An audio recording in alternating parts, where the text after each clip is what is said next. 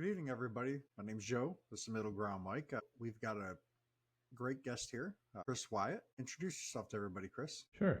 So, Dr. Christopher Scott Wyatt. I go by either Chris or Christopher on the podcast. I am a college and university instructor full time, and I am the proud father of two wonderful preteens. I guess now 18 and a preteen. I am also an autism self-advocate. I have an autism diagnosis along with ADHD and some physical limitations. My oldest and I share the autism/ADHD labels, and my youngest is also neurodivergent with her own unique set of challenges, ADHD, and I would say some interesting challenges with writing. She can read very well, but she cannot write. So we are having her reevaluated for dysgraphia. But that to me is very fascinating because I can't understand it as well as I can understand other things. So we always get interested in what we don't know. And someone who can read and tell me all about the story but can't write a sentence is oddly enough a little fascinating and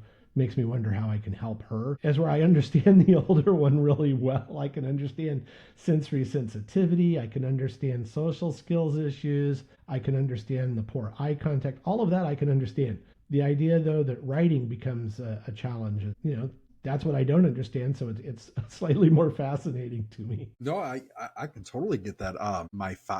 He's 7. I always call him my 5-year-old, but he's 7. I don't know why I'm still 5 in my head. He was developing. He had a lot of issues with his stomach when he was first born. It kind of jacked him up, and then started talking and walking, and then just stopped and reverted back to crawling and not talking. Then he would just start making noises, and then so when we got him diagnosed, I was really critical of the diagnosis process. I didn't like it because I didn't feel like it was, I don't want to say wrong, right? Because he's autistic, but I didn't feel like it just was more about being able to slap the label on you than what you had going on. And I was very open with the doctor about that. Kids that are quote unquote normal, if you want to call them that, they don't really like going up to strangers either. A lot of them don't. When they were one of the big things they focused on was, well, he doesn't want to go up to strangers. The doctors that were in, because we had him medically diagnosed. And I'm like, well, most normal kids don't want to do that. And so then I just started asking questions, and they're like, well, yeah, chewing on a pen can be considered a tic. And I'm like, a lot of people chew pens. I'm like, do you actually want to help him, or are you just trying to find a reason to diagnose him? And, and that's kind of, for me, that's where I guess I divided from them. I mean, we got a great set of doctors and everything now, they recognized his needs, and what he needed. And because this lady was pretty much saying, yeah, you're going to be if he's ever going to talk and go to the bathroom on his own. We don't think he can feel anything. And no, for the most part, once in a while he has an accident, he uses the bathroom. He made himself 7, with my wife's help, made himself eggs today. Starting to use, it's weird, he likes to talk in phrases still, but then he'll randomly just start talking in full sentences and then just stop. But we have him on what they call, I think it's called risperidone, I think is how you say it.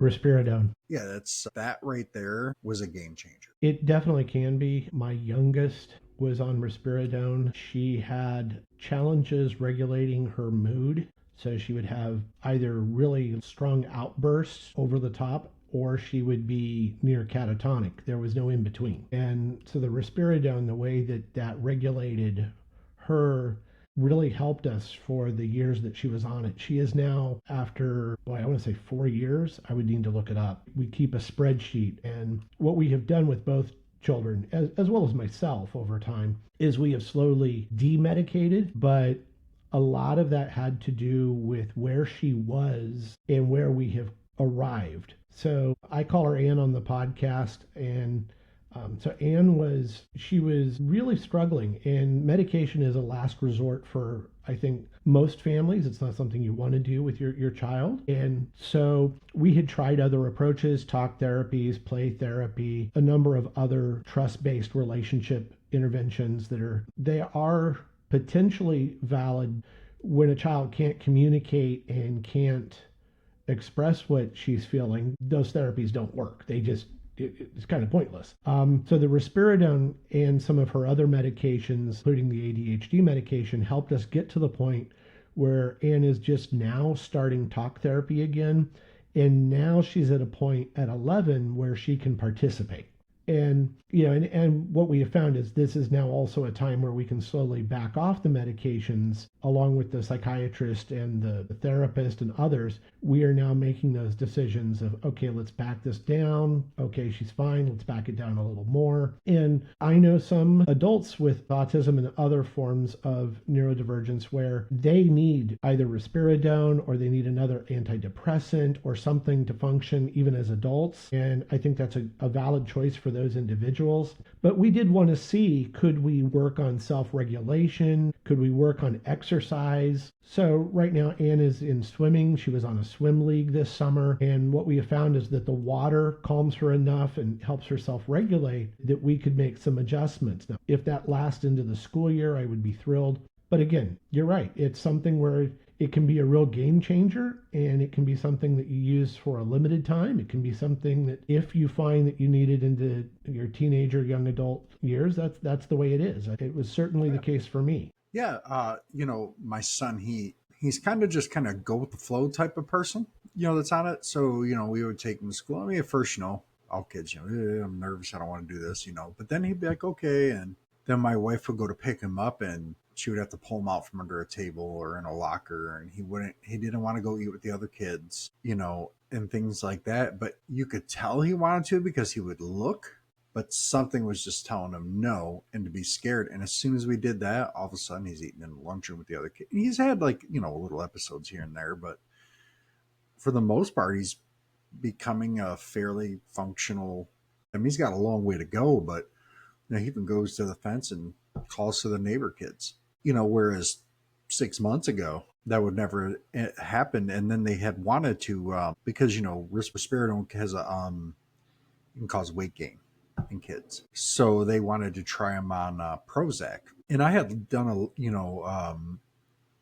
agree or disagree with, but Robert F. Kennedy kind of really opened me up to just looking at things in a different way. So, I was kind of like, well, let's see what's on the internet about Prozac and, kids with autism. It had a 25% chance to increase aggression, which was to me, that was extremely high, but I was like, you know what? Okay, we'll give it a fair shot.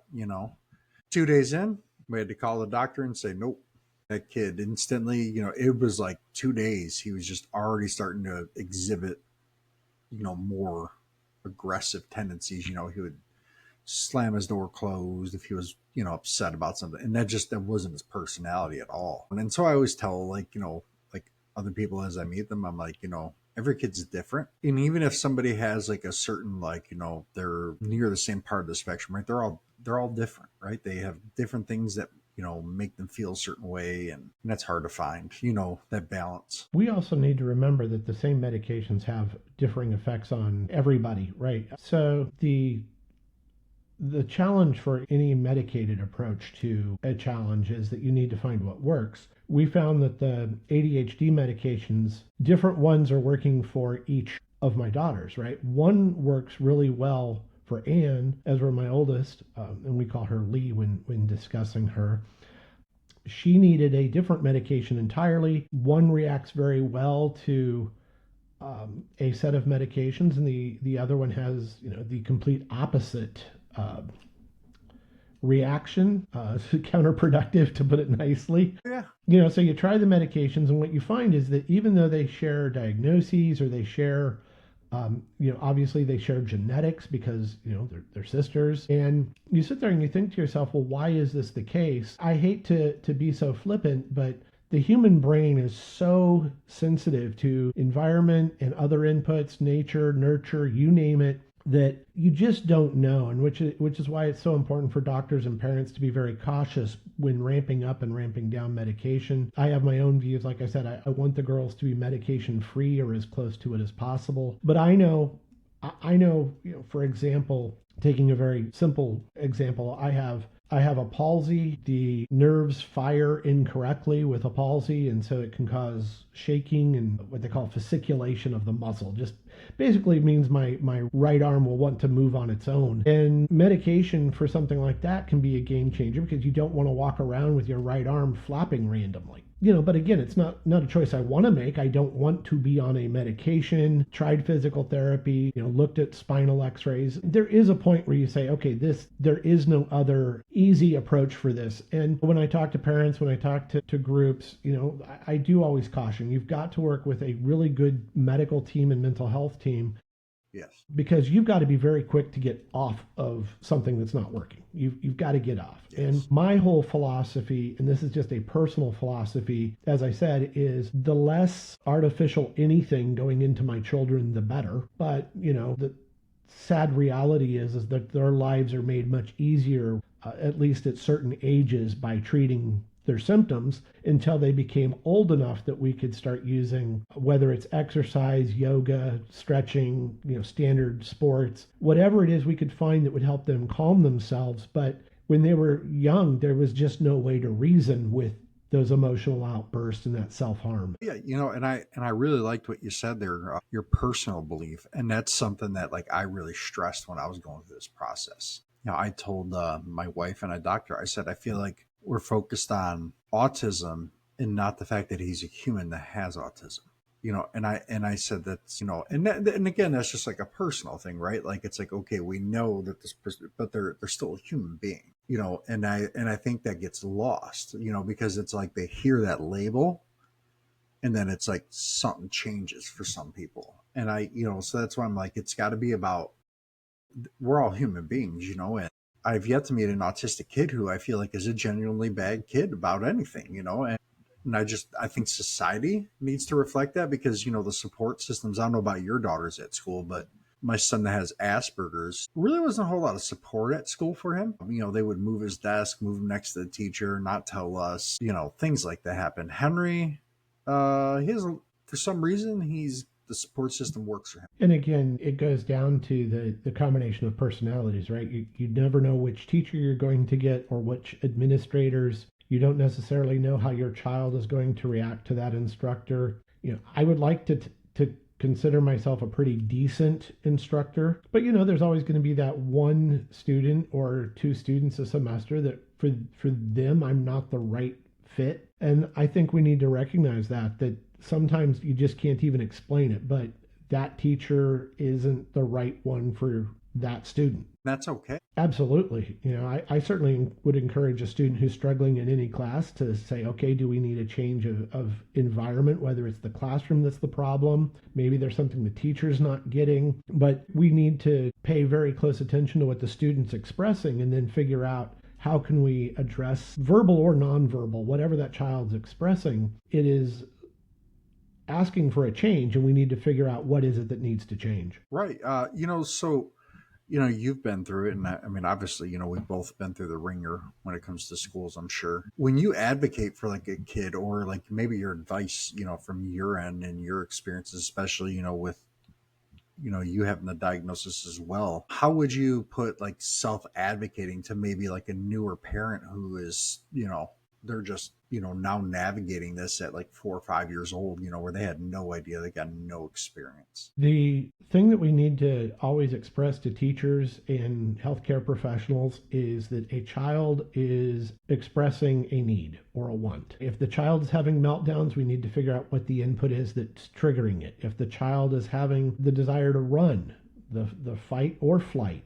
So if they're fleeing, we need to figure out what it is they're trying to get away from. I say the key to everything is listening. I think if you were to look at a number of really good sociologists and studies, we are horrible at listening. We are lousy at listening, and it's getting worse. I follow obviously a lot of research, and we know that since the birth of the modern social media atmosphere, that people have gotten even worse at listening. There are a number of reasons for that, and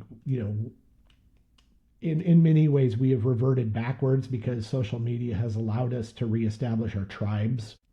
As part of that, we all want to be heard, but none of us want to listen. I can understand that. And the funny thing you said, the tribes, and we kind of brought up it was just tribal politics, but it just made me think of that, society in general, the social media has kind of made everybody they want to be put in a bubble that only tells them what they want to hear no matter what. And in the autism community, it has always been bad, even before the modern internet, even in the old dial-up BBS days, and before that, the non-computer days. The search for blame is a human impulse. It just Yes. is.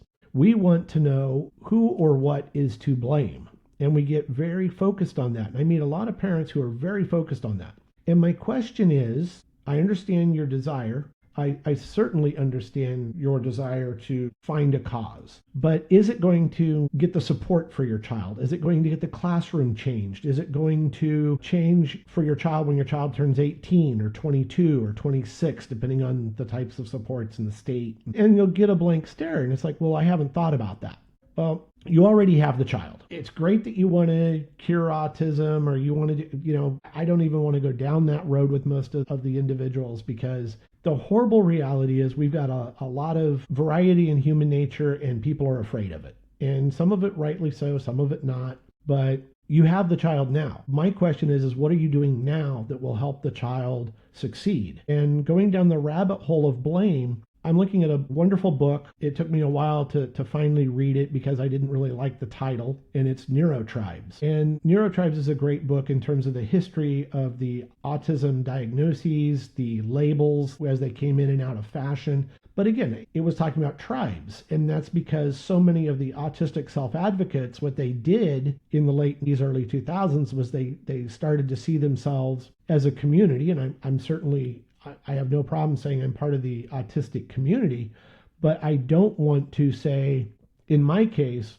I don't generally say, this is all I am, right? I'm most concerned with being a good father, a good husband. I don't know, being a good autistic is not really high on my list. No, I just don't care. And that sounds horrible to the other autistic self-advocates. They're like, no, don't you want to be a great role model for other autistics?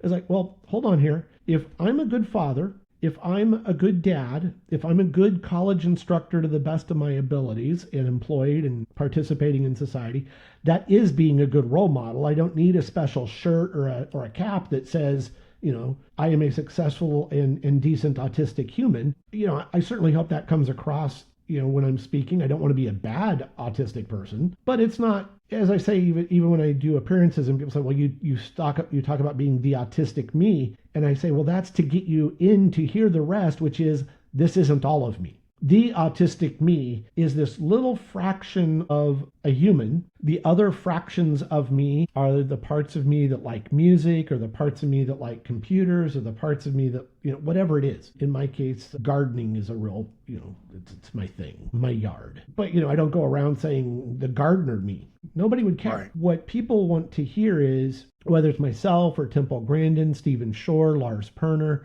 what they want to hear is, well, how are you a successful autistic?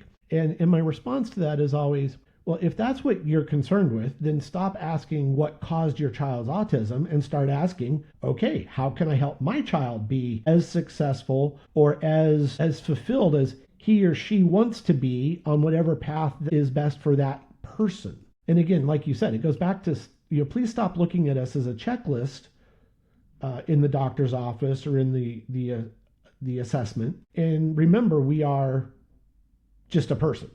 But you're right. The insurance companies say we need this checklist to get these treatments. The schools say we need this checklist to get a 504 or an IEP. The state and the federal government say, okay, well, these 13 conditions are covered by the Individuals with Disabilities Education Act. So we get checklist after checklist after checklist, and then we're surprised that everyone's trying to fill in little boxes and join tribes to get whatever it is they think they need for success. Because that's how we treat them. It's self-fulfilling. Yeah, it is. And it was, and I know that lady, I know she meant well, but she was like, well, speech delay is a sign of autism. And I was kind of trying to make my point, and I had told her, I said, well, I didn't speak a full sentence till I was 6, 7 years old, give or take. She was like, well, you're not autistic. I said, that's my point. I said, just because he doesn't check off a box that he wasn't saying these certain words by a certain age doesn't mean something's wrong with him. It just means he's different.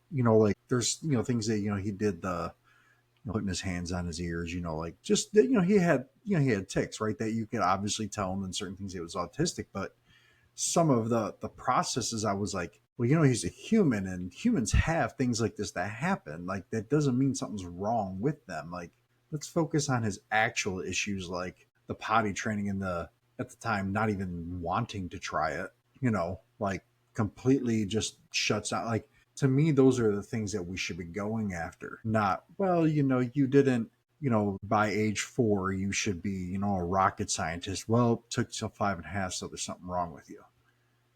And that's where, and I don't think anybody uses that standard out of like malice, but it's just a lack of, I guess you could say, empathy and understanding, but I think it's out of it of understanding what the problem is. Not that it's a problem, but like what we're going after, I should say. I have, obviously, I'm coming at it from an educational perspective as well as, obviously parent and individual experience too. The challenge of the DSM, the Diagnostic and Statistical Manual for the Mental Health Professions, is that it's a bunch of checklists. And those checklists, by definition, if you are in the DSM, if I can take your traits and I can mark them to the DSM, you are already considered flawed, broken, deficient, whatever you want to call it, because it's a book of disorders. And so we begin from the standpoint of, if you are in the DSM as an individual with traits, you are deficient, you are flawed, and you must be treated.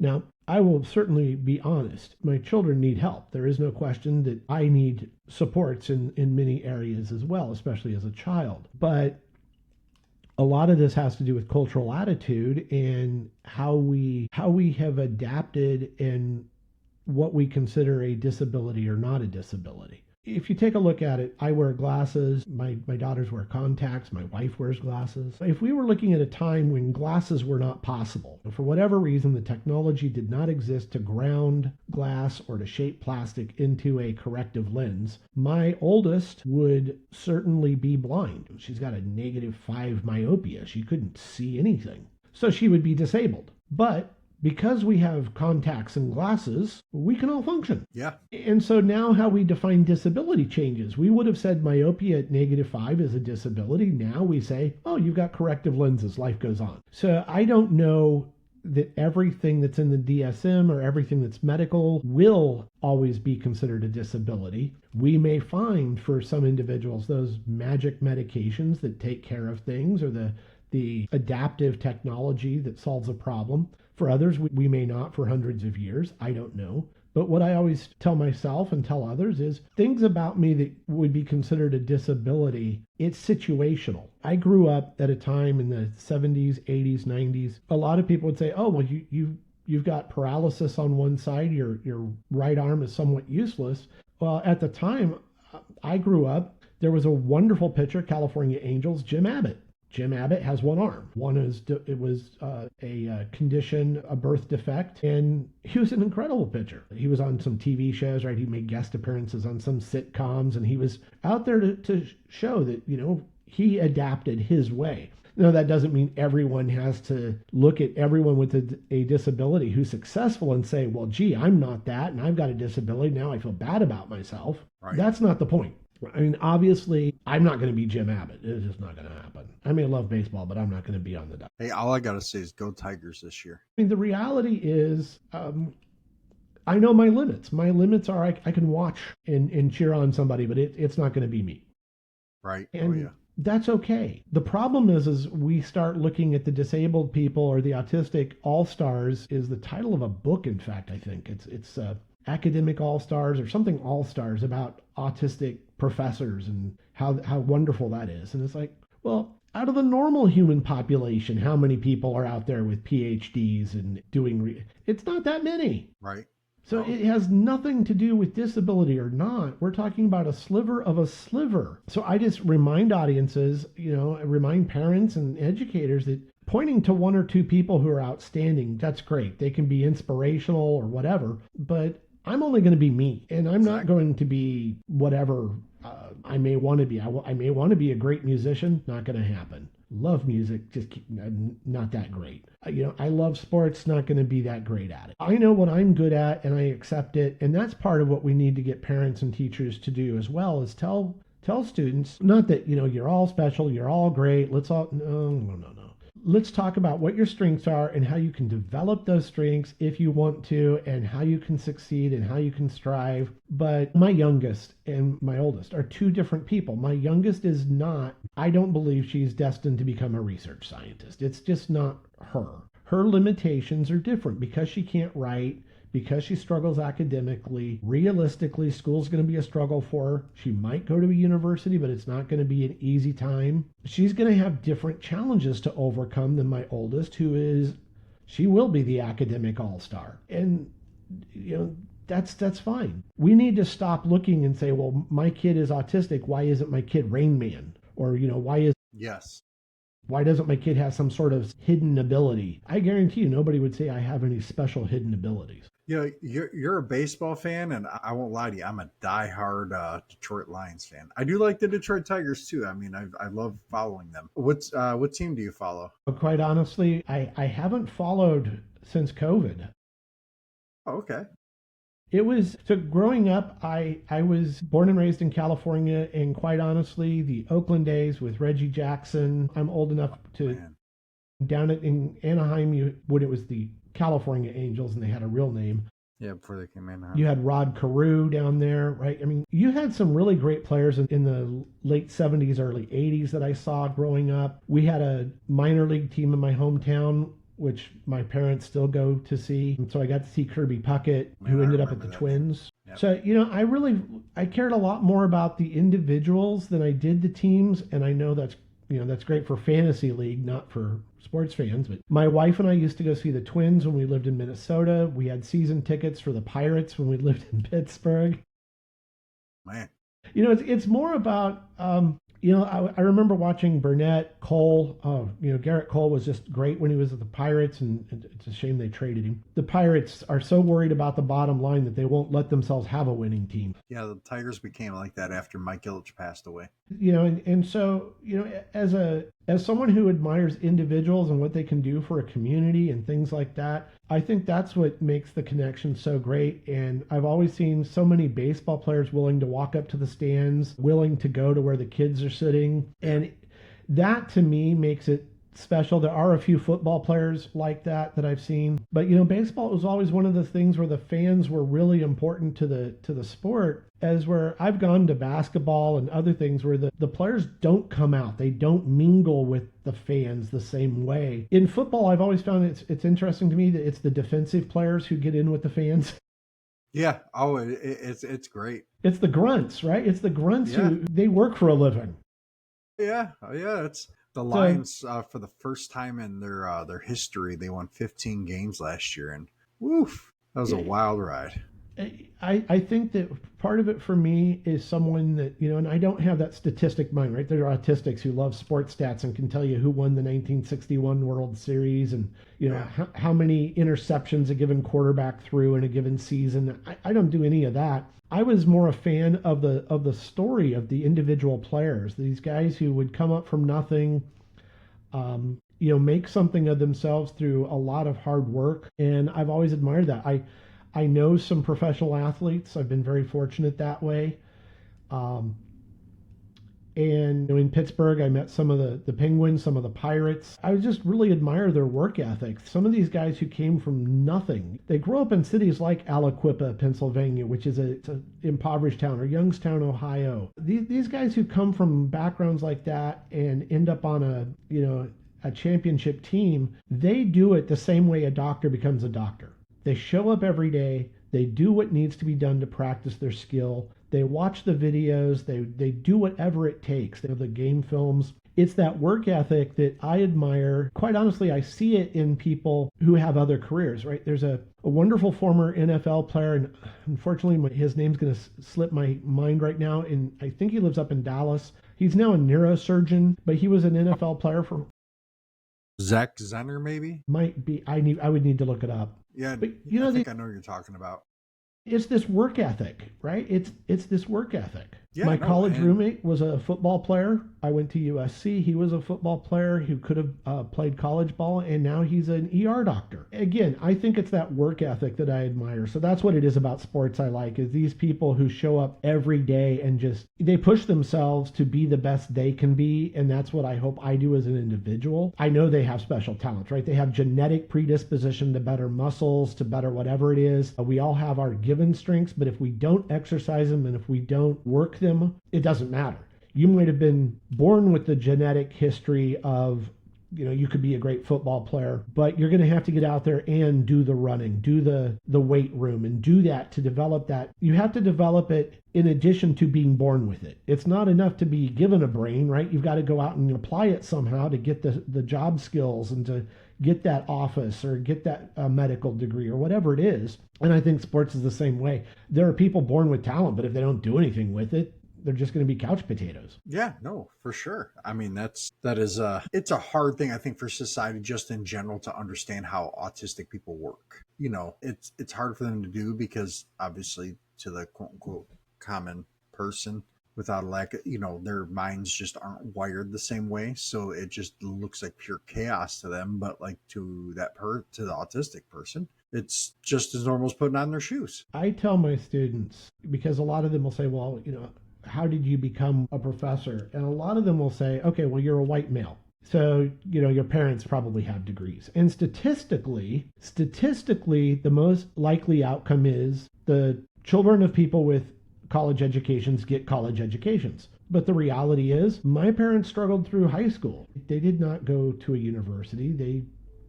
They don't have that additional education. I was the first. My wife is the first out of her family to go and get a university degree. And so I tell my students, I come from a family that had nothing. My paternal grandparents were farm workers. What it was I could not be a farm worker. That was not going to happen. Physically, not going to happen. And my grandparents, it was my grandmother and my grandfather who saved up every penny they could and got me a computer when I was in middle school. For a family that, I lived in trailer parks and small homes. And at one point there were, my parents, myself, my sister, 2 aunts, an uncle, and my grandparents all living in a 1-bathroom house. And so I tell my students, look, I did not come from all of these things that you imagine that statistically might be the likelihood. And you add into that disabled, in a NICU after birth, so in an intensive care unit, obviously delayed speech, other issues. I was in special education at first. Yeah, but here I am. Right. And part of that is I look at my community where I came from, the farming community where I came from. If you look up the data, 4% of the high school graduates go on to college. And that is where I got interested in things like behavioral economics and rhetoric, is what is it that makes those 4% of us leave? I mean, to be blunt, you got to leave because there's no university. They don't tend to put universities in farm communities. Not very often. No. What is it that makes an autistic person like myself? What is it that made it so I set a goal for myself of being able to speak on a stage or in a classroom? I still freeze up one-on-one. You're not going to find me, at big concerts or things most of the time, right? I have sensory overload. I have all those things that kind of, I had to work around. And I tell my students, I went to 5 different graduate schools before I finally finished. It's not an easy journey, but part of it is grit. And so, I wonder, am I giving my daughters that same grit that my parents gave to me? And a lot of people, to be very kind, a lot of people would say it wasn't good parenting. And I look at it and say, by the time I was, 12, 13, I can't remember now, but it was, hey, the lawn needs to be mowed. Go mow the lawn. Yeah. What do I got to tell you again? Yeah. The chickens, there are eggs in the chicken coop, or the chicken coop needs to be cleaned. Go do it. And, people are like, what, you had to go clean a chicken coop? Well, yeah, we lived in the country. Clean the chicken coop. That's just shocking to some people. And they'll say, well, that's horrible parenting.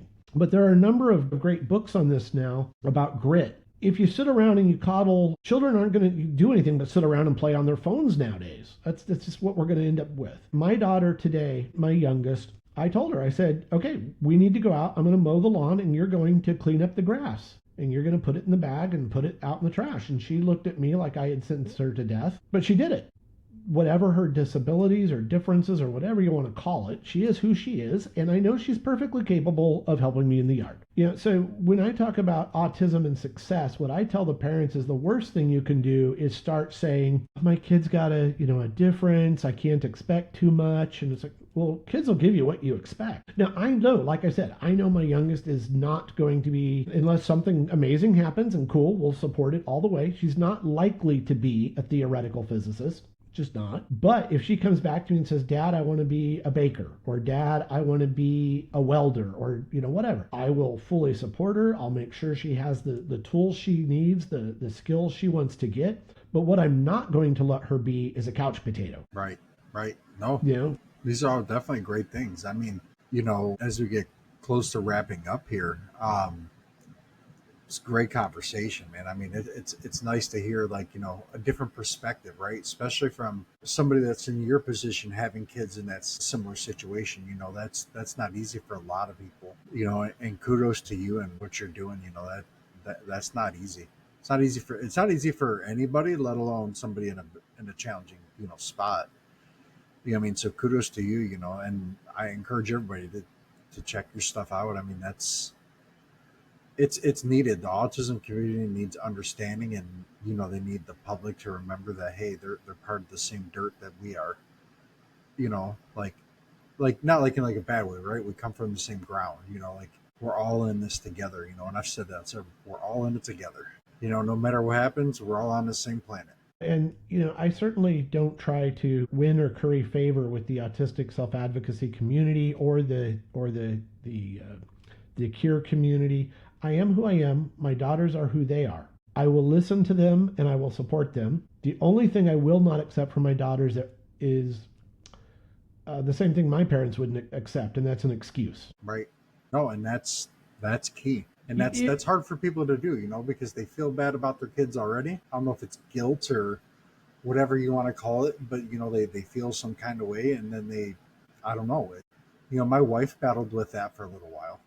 I'll be really blunt. The youngest, like I said, she can't write. And people say, well, then, what are you going to do? She has an excuse. No, she has a difference, and we are working on ways using dictation software now that voice technology exists.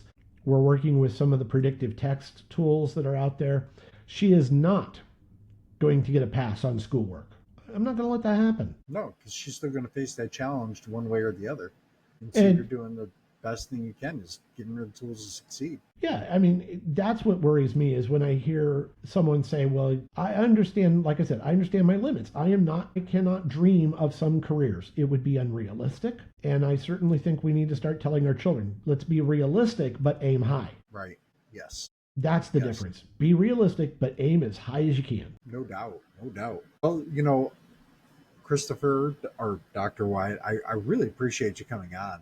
To get a diagnosis is extremely expensive. Yes. It depends on the state and the insurance and the availability of experts. Quite honestly, not every school district has assessments. They don't all have school psychologists. Yeah. So there are a lot of challenges and unfortunately, we are at a time now where people don't understand the implications of what's being done at various states or the federal level. As an individual, I want everyone, and this is going to be, I describe to my students as a bleeding heart capitalist pig. I want every one of my students to go out and have a job. I want everyone to be as successful and as fulfilled as they want to be. And that means some people will need supports, and we need to be able to identify those supports. And it shouldn't bankrupt a family to get the diagnoses necessary to get the supports in the schools. It should not take a lawyer or a psychiatrist and $2,700 or whatever out of pocket. We need better methods and better approaches, because in the end, I want everybody to be as productive as possible, contributing what needs to be contributed, no extra. I'm not asking for everyone to let's all live in a wonderful socialist society or something. I just want everyone to pay enough that the roads are paved and right. The firefighters have water in trucks. I'm not looking for extravagant government, but I also know that to have that government that we do need, everyone better be out there working and paying taxes who can be out there working and paying taxes. And I have autistic self advocates say, well, I have autism, I shouldn't have to work. And that just breaks my heart because what it means is you haven't found something that you feel good about doing. Right.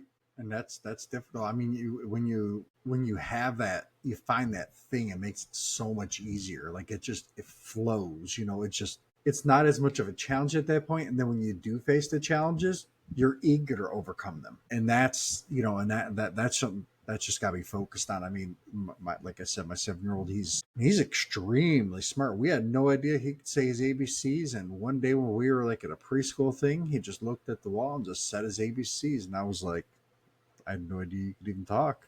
I was flabbergasted. I looked at my wife. I'm like, did you just hear what he did? And then that was kind of the start of the slow process of him getting where. And that just told me right there is that he knew a lot of this all along. He just hadn't found that space, that comfortability, or whatever made him do it. And one of the strange things that I've read is an autistic who pointed out that she didn't speak until she was sure she could give a complete and accurate sentence. Yeah, we found.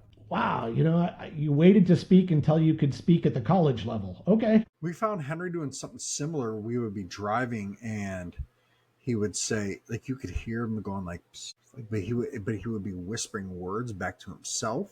And then we would hear him in the bedroom. He would take his tablet and he would like record his own voice, hear himself. And so he literally, like we took him to speech therapy and stuff, but he taught himself how to talk in a way that made it easier for him. Yeah. And then we pushed him and and we still do now. Like every day I'll come home, I'll be like, hey, Henry, did you go to the potty?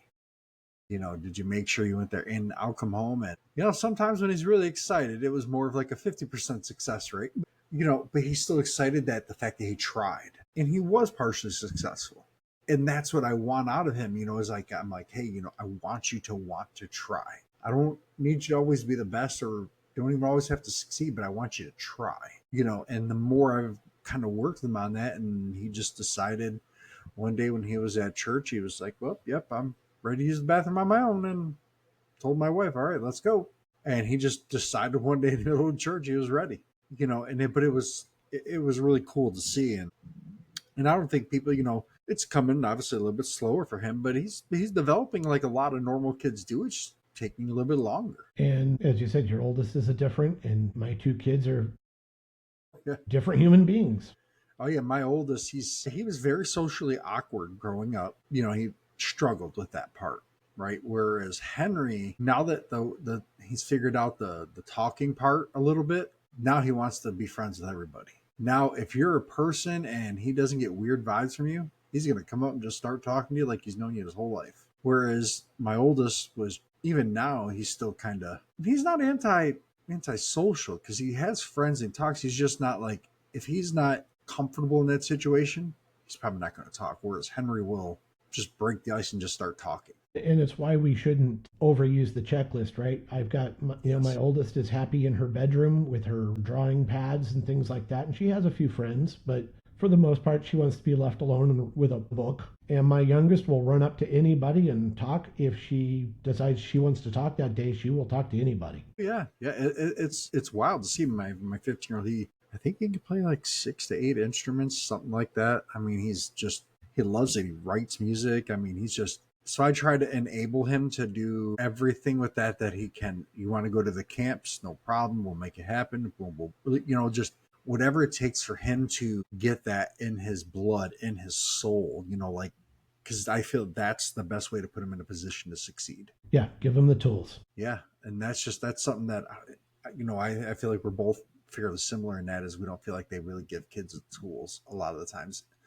Not like in a bad way, right? They think they're doing the right thing sometimes, and sometimes it's like doing the right thing sometimes can maybe do more harm than good depending on the situation, and it's hard to tell, I guess, depending on who you are. Well, I think that our school systems are everywhere, every state are all wired to do the same thing, which is to handle 25 to 30 kids at a time. In my case, even at the college level, right, I may have 4 or 5 classes of 30 kids each.